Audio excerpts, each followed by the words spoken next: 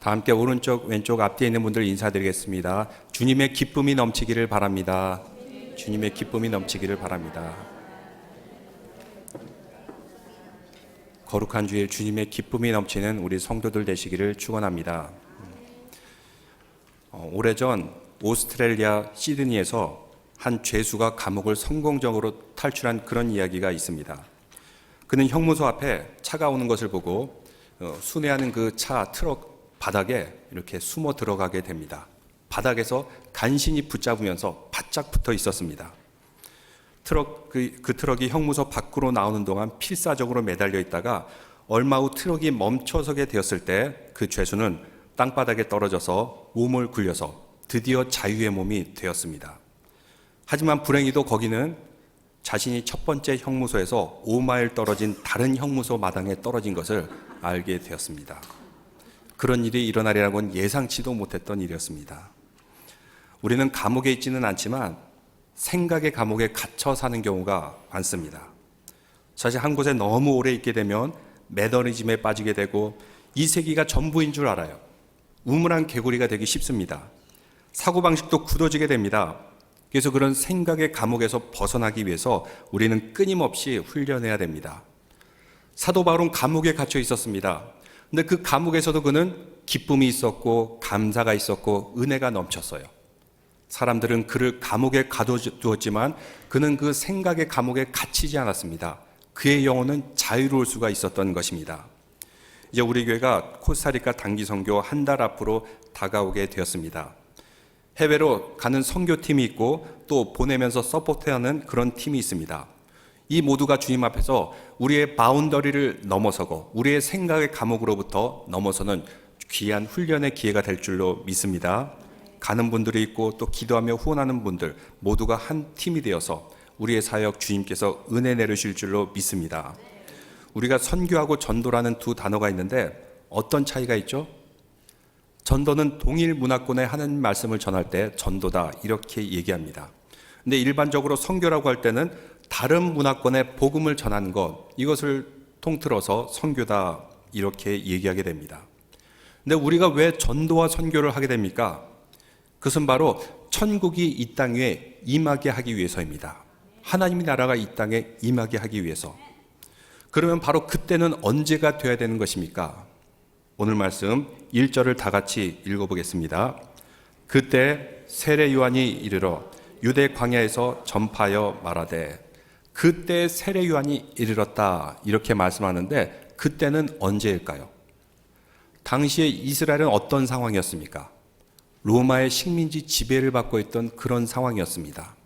근데 그 식민지 지배를 받으면서 로마에서 총독을 보냈어요. 빌라도라는 총독을 보내서 다스리는 그런 총독이 있었고 또 유대 지역을 다스리는 헤롯이라는 그 분봉왕, 그 가문들이 있었습니다. 여러 정치적인 세력이 얽혀서 한데 뒤엉켜서 세금을 갈취하고 국민들을 참 힘들게 했던 그때가 바로 예수님께서 오셨던 그때입니다. 근데 당시에 실로암에서 망대가 무너져서 20명의 사람들이 갑자기 죽는 그런 사건이 있었어요. 사람들은 좀 참 불행한 사건이었지만 좀 이걸 어떻게 이해해야 될까 이해를 못했어요. 그때 갑자기 불의의 사고로 죽은 사람들, 왜 그들은 그 사고로 죽게 되었을까? 아마도 우리는 모르지만 저 사람들이 죄가 더 많아서 저렇게 불의의 사고로 죽게 되었을까? 이렇게 논쟁이 있을 때였습니다. 종교적으로 해석이 불가능했죠. 그때 예수님께서 뭐라고 말씀하셨습니까? 저들이 죄가 더 많아서 그렇게 죽은 것은 아니다. 예루살렘의 백성들아, 너희들도 회개하지 않으면 다 이와 같이 망하리라. 이렇게 말씀하셨습니다. 그 말씀을 하셨을 때가 AD 30년경, 그리고 예루살렘이 완전히 패망했을 때가 AD 70년이었습니다. 그 사건이 있은 후 70년에 회개치 않았던 백성들은 결국 망하게 되었습니다. 그래서 이스라엘 나라는 AD 70년경에 지구상에서 다 사라지게 되었어요. 2000년이 지나서 드디어 그들이 나라를 다시 세우긴 했지만 그동안 그들은 이민자로서 세계 곳곳에 떠돌고 다니면서 많은 핍박을 받고, 그리고 2차 대전 때는 600만 명이나 학살되는 그런 비극을 당한 민족이었던 것입니다. 최근에 이렇게 한국에도 이런저런 일이 일어나고 또 미국에도 총기 사고가 하루가 멀다고 일어나요. 우리에게 가장 또 충격적인 사건 중에 하나가 아마 세월호 사건인 것 같습니다. 세월호 사건으로 인해서 400여 명이 갑자기 생명을 잃게 되었어요. 왜 이런 사고가 일어났을까? 그때 그 죽은 사람들이 죄가 더 많아서 일어났을까? 그것이 아니라는 거죠. 성경적인 관점에서 보면은 우리에게 주는 메시지가 있는 것입니다. 뭔가 메시지가 있어요. 실로암 망대가 무너지면서 그 백성들에게 메시지를 주듯이 세월호가 무너지고 세월호로 참사가 일어나고 또 성수대교가 무너지고 삼풍백화점이 무너지고 왜 이런 일이 일어났을까요? 우리는 성경을 통해서 그 답을 찾을 수가 있습니다. 우리 한민족에 메시지를 주는 겁니다. 무슨 메시지요? 회개치 않으면 너희도 다 이같이 망하리라. 총기 사고가 일어나서 사람들이 갑자기 죽습니다. 어린아이들이 죽고 또 청년들이 죽습니다. 왜 이런 일이 일어났을까요? 회개치 않으면 너희들 다 이와 같이 망하리라. 주님 주신 메시지인 줄로 믿습니다. 당장은 무슨 일이 일어나지 않아요. 근데 10년, 20년, 30년, 40년, 때로는 50년, 100년이 지나면은 어떤 일이 벌어질지 우리는 성경을 통해서, 역사를 통해서 알 수가 있는 것입니다. 여러분들 성경을 읽으면서 세례요한이 도대체 나하고 무슨 상관이야? 또 구약 성경을 읽으면서 이스라엘 그 역사가 나하고 무슨 상관이야? 하지만 성경을 보면 우리의 미래를 알 수가 있어요. 구약 성경을 읽다 보면은 이제 이스라엘 백성들 남과 북으로 나뉘게 된 것을 보게 됩니다. 한국하고 비슷한 상황입니다. 나라가 남과 북으로 나눴어요. 그 다음에 이 나라가 어떻게 되었죠? 우리가 성경을 보면 앞으로도 한반도가 어떻게 될 건지 어느 정도 예측은 할 수 있어요. 얼마 후에 50년이 될지 30년이 될지 북한이 이렇게 되겠구나. 또 100년이 될지 그 후가 되면 남한도 이렇게 되겠구나. 예측할 수가 있어요. 근데 그 예측을 뒤집기 위해서는 무엇을 해야 됩니까? 회개해야 됩니다. 회개하는 백성에게 새로운 주님의 약속의 성취가 이루어질 줄 믿고 회개하는 백성에게 계속된 번영이 일어날 줄로 믿습니다. 만약 무슨 일이 벌어진다 그래도 우리는 미국 와가지고 이렇게 잘 살지 않냐? 다 죽고 우리는 이민 와서 잘 살지 않냐? 여러분 이렇게 생각하는 분 계실까요? 어떻게 되었을까요? 이스라엘 백성들이 나라를 잃고 이민자가 되었을 때 그 나라가 번영하고 순조롭게 풀어갈 때는 괜찮아요. 근데 항상 나라가 번영하고 순조로울까요? 어느 순간에 문제가 생기고 갈등이 생기고 경제가 어려워지게 되면 꼭 그 통치자들은 희생양을 삼습니다. 가장 만만한 사람들, 소수민족들. 그래서 이스라엘 백성들이 항상 그때마다 타겟이 되고 희생양이 되어서 핍박을 받고 학살을 받고 2000년 동안 그러고 살다가 드디어 그들이 나라를 세우게 되었는데 이제 이 사람들은 더 이상 물러날 데가 없어요. 그래서 이스라엘 사람들 지금 세계적으로 욕을 먹기도 하고 그러지만 더 이상 그 사람들은 물러날 데가 없는 거예요. 거기서 물러나면은 죽는다는 것을 알기 때문에 목숨 걸고 싸우고 목숨 걸고 전투하면서 사는 그런 모습들. 참 이런 것을 볼 때 우리에게도 교훈이 되는 것을 보게 됩니다. 세례요한 누군지 잘 모르죠. 그렇지만 세례요한은 오늘 우리에게도 계속해서 말씀을 전해주고 메시지를 던져주고 있습니다. 그 메시지가 무엇인지 먼저 2절 말씀 다 같이 읽겠습니다. 시작. 회개하라 천국이 가까웠느니라 하였느니라. 먼저 회개하라 이렇게 말씀하고 있습니다. 회개해야지 소망이 있고 회개해야지 천국이 임할 줄로 믿습니다. 회개하라고 말씀하고 있는데 왜? 하나님의 나라 킹덤 오브 갓 가까이 왔다는 것입니다. 그러면서 세례요한이 왜 등장했는지 이사야서를 통해서 말씀하고 있는데 3절에 보니까 광야에 외치는 자의 소리가 있어 이르되 너희는 주의 길을 준비하라 그가 오실 길을 곧게 하라 이렇게 말씀하고 있습니다. 세례요한이 어디에서 외쳤어요? 광야, 빈들. 거기는 사람이 가지 않습니다. 거기는 농사를 지을 수도 없고 양과 소를 키울 수도 없는 그런 곳입니다. 세례요한은 사람들이 가지 않는 그 광야에서 외칩니다. 누가 들을까요? 근데 그의 외침을 들으러 사람들이 마을을 떠나고 도시를 떠나서 그의 외침을 듣기 위해서 광야로 왔다는 것입니다. 외치는 소리는 당시에 녹음할 수도 없고 녹화할 수도 없으니까 금방 사라지게 됩니다. 광야에서 금방 사라지는 외침을 외쳤는데 그 소리는 아직까지 오늘날 우리에게도 계속해서 메시지를 던져주고 있습니다.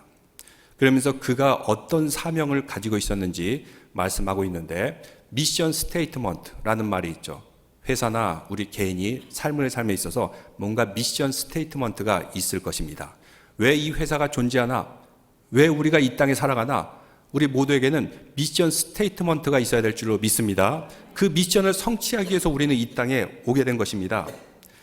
근데 세례요한은 어떤 미션 스테이트먼트가 있었냐면 3절 중간에 보니까 너희는 주의 길을 준비하라. 그가 오실 길을 곧게 하라. 이렇게 말씀하고 있습니다. 하나님의 나라가 임할 수 있도록 그 모든 준비를 하기 위해서 세례요한은 외쳤던 것입니다. 하나님 나라가 임하기 위해서 그 길을 곧게 하라. 이 세상의 삶은 그렇습니다. 길이 굽이굽이 펼쳐 있어서 굽이굽이 갈라져 있어서 바로 갈 수가 없어요. 항상 우리 인생에 뭔가 눌려 있는 게 있고 바로 갈 수 없도록 가로막는 것들이 널려 있습니다. 왜 그럴까요? 우리 인간에게 죄가 있기 때문입니다. 우리의 죄가 우리의 인생을 바로 살지 못하도록 만든다는 것입니다. 근데 세례요한은 우리가 바로 살기 위해서 하나님의 나라가 온전하게 임하게 하기 위해서 회개하라 먼저 외치면서 그의 마음밭을 갈고 마음밭을 곧게 만드는 그런 사역을 감당했던 것입니다. 근데 그 요한이 어떻게 살았는지 4절에 말씀하고 있는데 그 요한은 낙타 털옷을 입고 허리에 가죽띠를 띠고 음식은 메뚜기와 석청이었더라. 그의 모습을 묘사하고 있는데 여기서 그가 어떤 삶의 태도를 지니고 살았는지 보여주고 있습니다.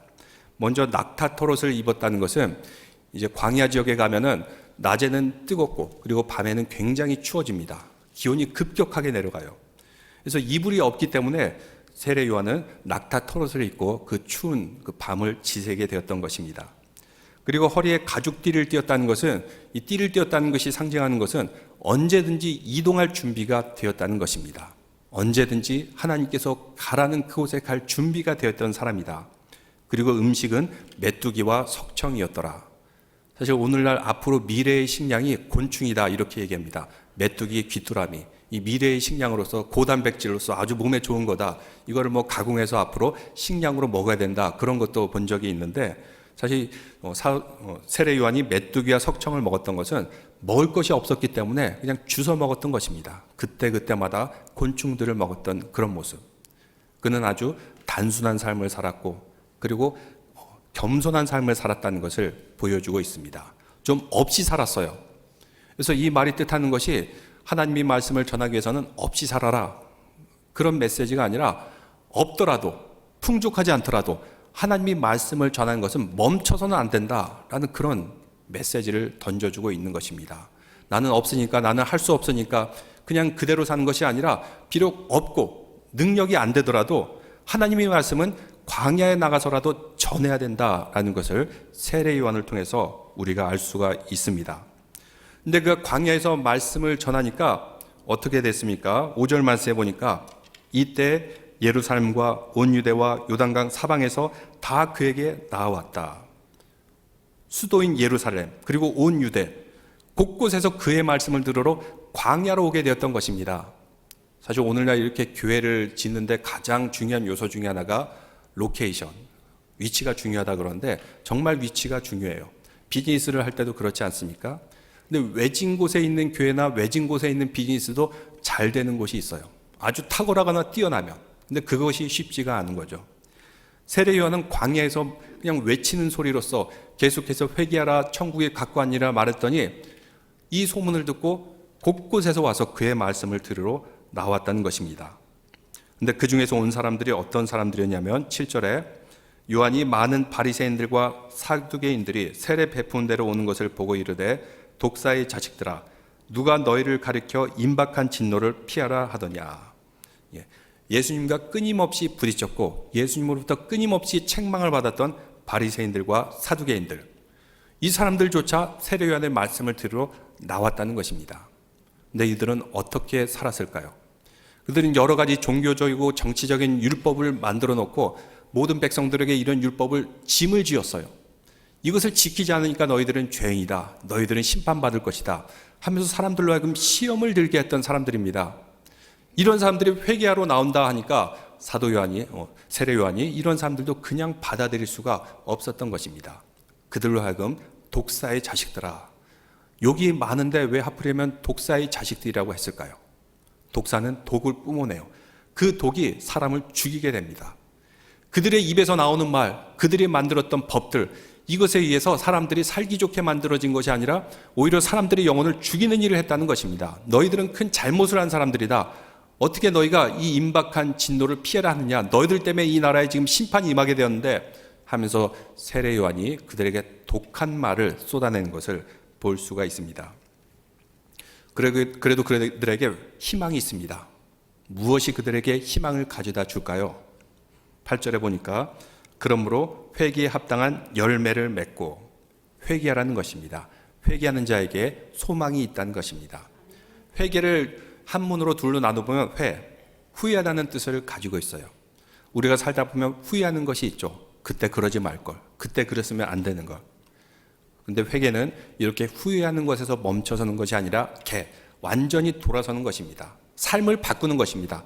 앞으로는 이런 죄나 이런 습관에 빠지지 말아야지, 새로운 삶을 살아야겠구나, 여기까지 나아가는 것이 회개입니다. 그래서 영어로 regret, 그냥 후회하는 차원에서 머무는 것이 아니라 repent, 회개한다는 것은 후회뿐만 아니라 다시는 이런 일이 일어나지 않도록 돌아서는 것입니다.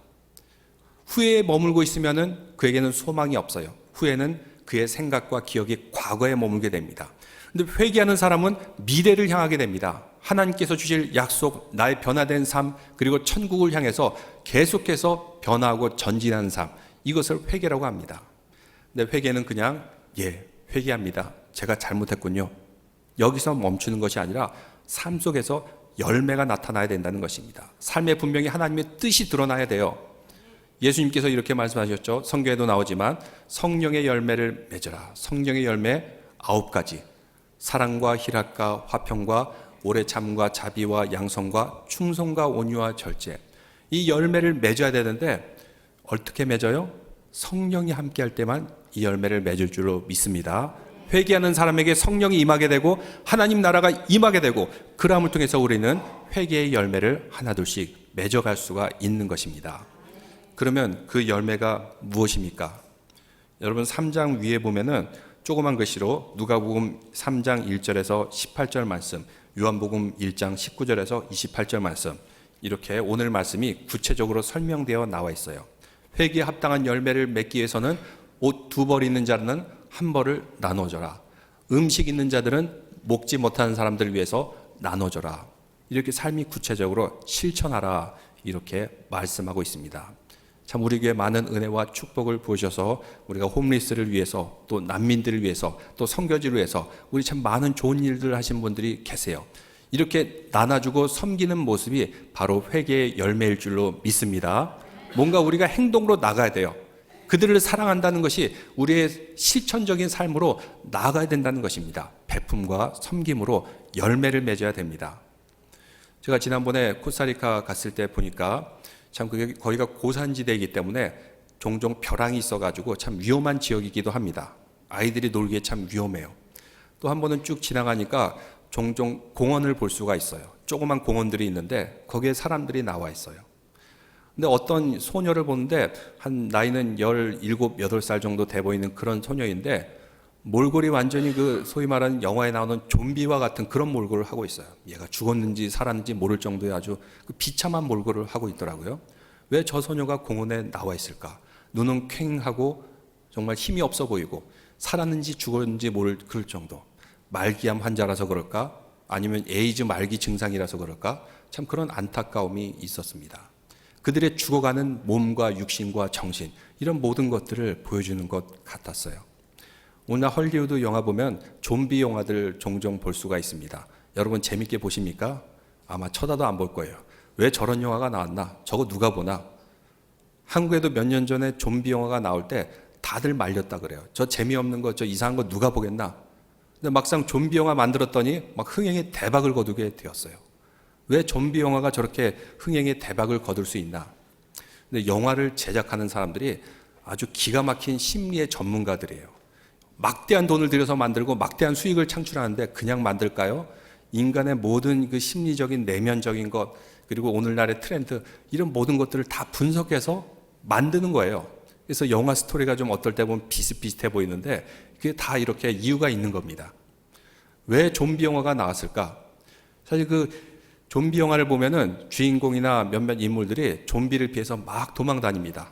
근데 좀비에게 잡힌 사람은 좀비하고 똑같이 변화가 돼버려요. 이게 뭔가 인간이 가지고 있는 두려움의 심리가 그 영화 가운데 반영이 된 것입니다. 여러분 가끔 잠을 자다 꿈에 쫓기는 꿈 같은 거 꿀 때 있지 않아요? 뭔가 막 이렇게 초조하고 불안하고 그런 꿈 꾼 적이 있지 않습니까? 인간의 마음에 있는 불안함, 두려움, 이것이 꿈에 반영된 거고, 이것을 카타르시스 시켜주는 것이 바로 좀비 영화라는 것입니다. 그래서 거기 보면 항상 도망 다니고 쫓겨다니고 잡히면 똑같이 좀비처럼 돼버리는 그런 스토리들. 이 땅의 삶이 그렇다는 것입니다. 영적으로 우리를 죽이는 것들이 너무나도 많아요. 마약 중독을 비롯해서 이런 질병들, 이런 것이 우리를 두렵게 합니다. 피하려고 그래요. 그래도 여기에 잡혀가지고 죽어가는 영혼들 곳곳에서 볼 수 있는 것이 이 세상이라는 것입니다. 어떻게 살아야 됩니까, 우리는? 이 가운데 하나님의 말씀을 지키면서 그 좀비와 같은 악한 영에 대해서 우리는 끊임없이 싸워야 되고 전투를 해야 됩니다.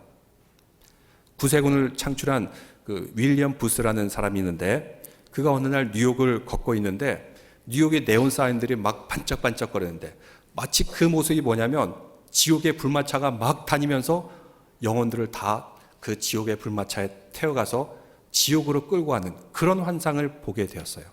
그런데 이 환상을 보고 나서 이래서는 안 되겠다. 우리가 영적인 전쟁을 본격적으로 해야겠다 하면서 그가 만든 그 종단 그 자체는 영적인 전투의 개념으로 구세군을 창출했다 하는 그런 역사적인 이야기가 있습니다. 우리도 그렇습니다. 그냥 가만히 사는 것이 아니라 사실은 우리는 끊임없이 영적인 전투를 하며 살아요. 우리의 영성을 해치는 많은 일들이 벌어지게 됩니다. 우리의 평온한 마음을 해치는 많은 일들이 벌어져요. 그때마다 생각해야 될 것이 있습니다. 왜 이런 일이 일어날까? 우리의 영혼을 지옥으로 끌고 가기 위한 악한 영이 활동하는 것입니다. 서로 다투게 하고 미우게 하고 죽이게 하고 이런 모든 것들. 그래서 우리는 이 가운데 회개하면서 천국의 백성이 되면서 세례 요한과 같이 복음을 선포하면서 살아야지만 악한 영을 이길 수가 있는 것입니다. 그래서 선교여행 가는 것도 일종의 우리의 훈련입니다. 가는 사람도 훈련이 되고 보내는 사람도 훈련이 되고 함께 기도함을 통해서 영적인 전투를 치르기 위한 것입니다. 그래서 우리도 이 영적인 전투를 주님 안에서 잘 치르기 위해서 항상 말씀과 기도로 어떻게 해야 돼요? 표와 같이 온전해지신 성도 되기 바랍니다. 그리고 말씀과 기도를 가지고 온전한 영혼을 지키기 위해서 영적인 전투에도 참여해야 됩니다. 영적인 전투. 이것이 진짜 전투처럼 막 미워하고 누구를 배척하고 그런 전투가 아니라 사랑을 베풀고 나눠주고 섬기고 봉사하면서 우리는 영적 전투를 베풀어야 됩니다. 그것이 아니면 대안이 없어요. 뉴스에서 가끔 나오는 그 총기 사고를 일으키는 그런 사람들, 이런 사람들이 왜 그렇게 되었을까요? 분석해보면 하나같이 특징이 있어요. 그들이 살아나오는 가정 가운데 그들이 억압했고 학대하였고 그런 부모님, 아니면 뭔가 불행했던 그런 기억들, 친구들로부터나 아니면 부모님으로부터나 학대했고 고통받았던 그런 기억에 있던 사람들이 대부분입니다. 알지 않습니까? 어머니로부터 학대를 받았고, 아니면 아버지로부터 학대를 받았고, 아니면 동료로부터 왕따를 받았고, 누구도 그들을 사랑해 줄 사람이 없었던 겁니다. 이 세상이 징후다, 이 세상이 분노다 하면서 막 갈겨내서 그런 일들이 벌어지는 겁니다. 근데 단 한 번이라도 그들에게 나는 너를 사랑한다, 나는 너를 존중한다, 너는 소중한 사람이야, 단 한 사람이라도, 친구라든지 교회 학교 선생님이라든지 아니면 교회 동료라든지 친구라든지 이런 사람만 있었어도 그들은 그렇게 잘못된 판단을 내리지 않았을 것입니다. 누구도 그들을 사랑해 주지 않았어요. 세상은 온통 징후 가득 투성입니다.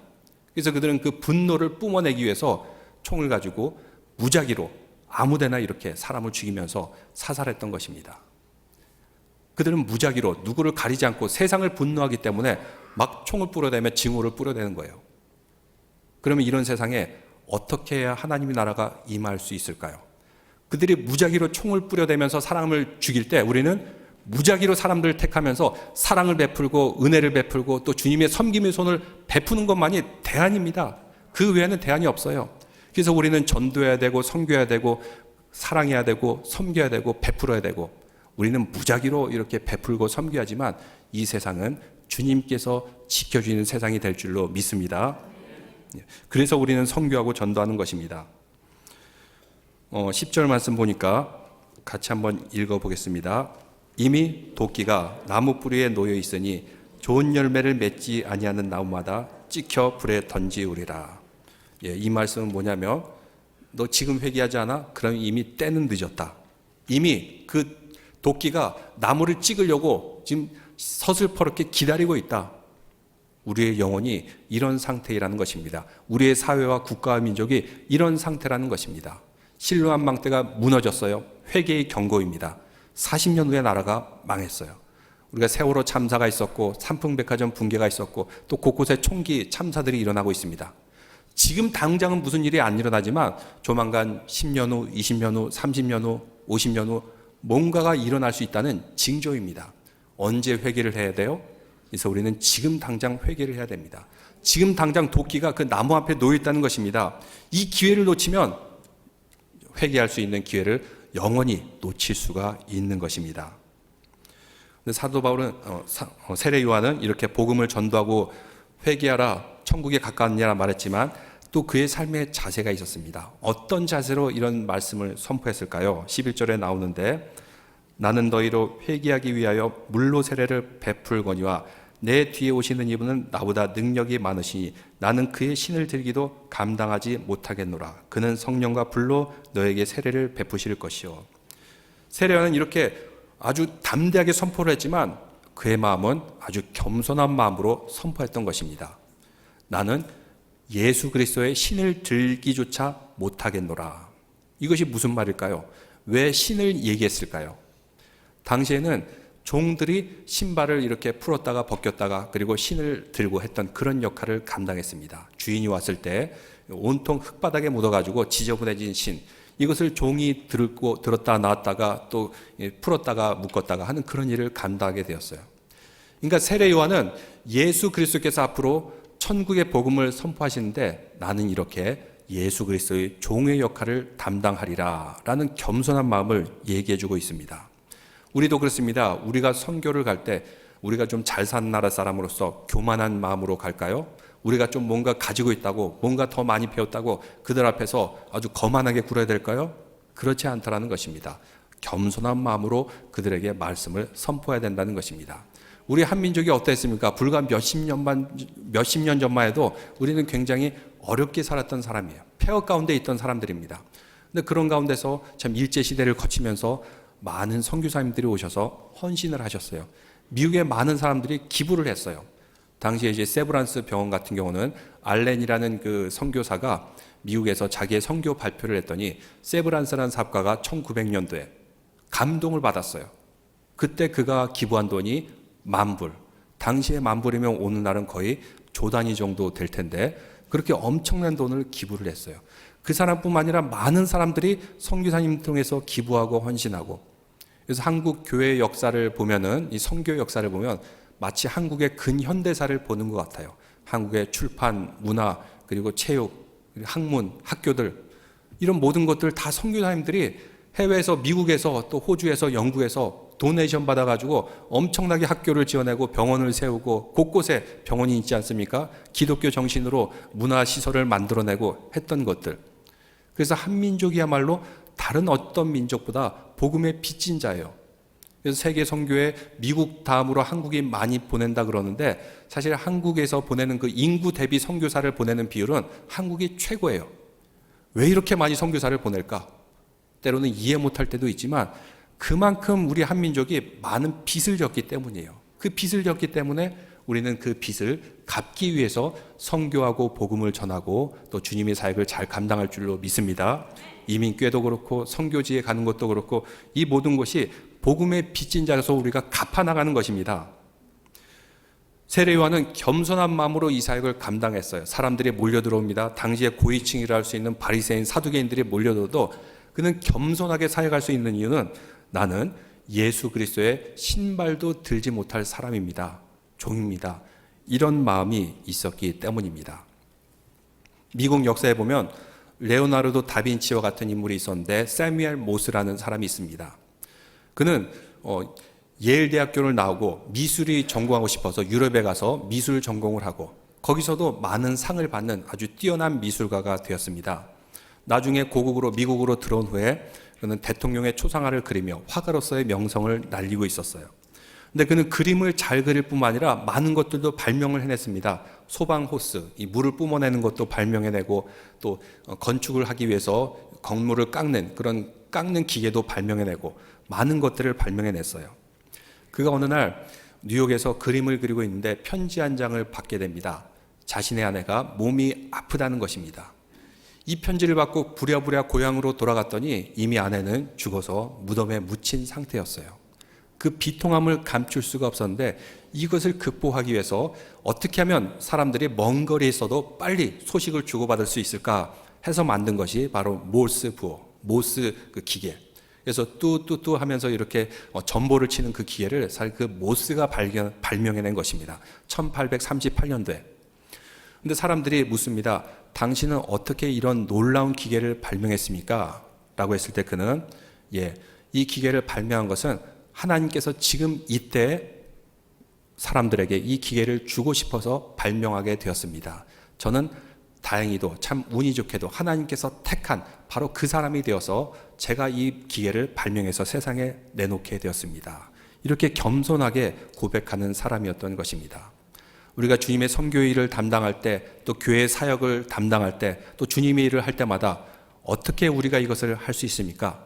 내가 능력이 있어서, 내가 좀 뭔가 있어서 그런 것이 아니라 하나님께서 우리를 택하셨기 때문에 우리가 이 모든 일을 잘 담당할 줄로 믿습니다. 우리가 선교지에 가서 거기에서 우리가 베푸는 것들, 섬기는 것들, 사랑을 나눠준 것들, 우리가 잘나서 그런 것이 아니라 하나님께서 우리를 택하여 주셨고 우리에게 은혜와 복을 부으셔서 우리는 나눠주는 것뿐입니다. 이러한 겸손한 마음으로 우리는 사역을 해야 될 줄로 믿습니다. 이제 마지막 말씀 보니까 12절 말씀 같이 읽어보겠습니다. 손에 키를 들고 자기의 타작마당을 정하게 하사 알곡은 쭉정이는 꺼지지 않는 불에 태우시리라. 타작마당에서 알곡은 걷어들이고 쭉정이는 다 태워버리는 것, 심판과 종말을 의미하는 것입니다. 우리는 종말론적인 신앙을 가지고 있습니다. 언제 주님 오실 날이 될지는 알지를 못해요. 그렇지만 회개하라 천국이 가까우니라, 이 메시지대로 세례 요한과 같은 삶을 살 때 우리에게는 심판을 면하고 천국이 주어질 줄로 믿습니다. 세례 요한과 같이 겸손하게 주님 사역 감당하시기를 바랍니다. 세례 요한과 같이 광야에 외치는 자가 되어서 우리의 경계 밖을 넘어서, 우리의 마음의 경계, 우리 지역의 경계, 이 경계 밖을 넘어서 주님의 사역을 펼쳐가시기를 바랍니다. 그래서 선교와 전도함을 통해서 주님께서 선택하시고 주님께서 계속해서 사용하시는 축복된 우리 공동체 성도들 되시기를 주님의 이름으로 축원합니다. 기도드리겠습니다. 하나님 아버지, 오늘 말씀을 통해서 우리가 선교와 전도의 삶이 무엇인지 보게 됩니다.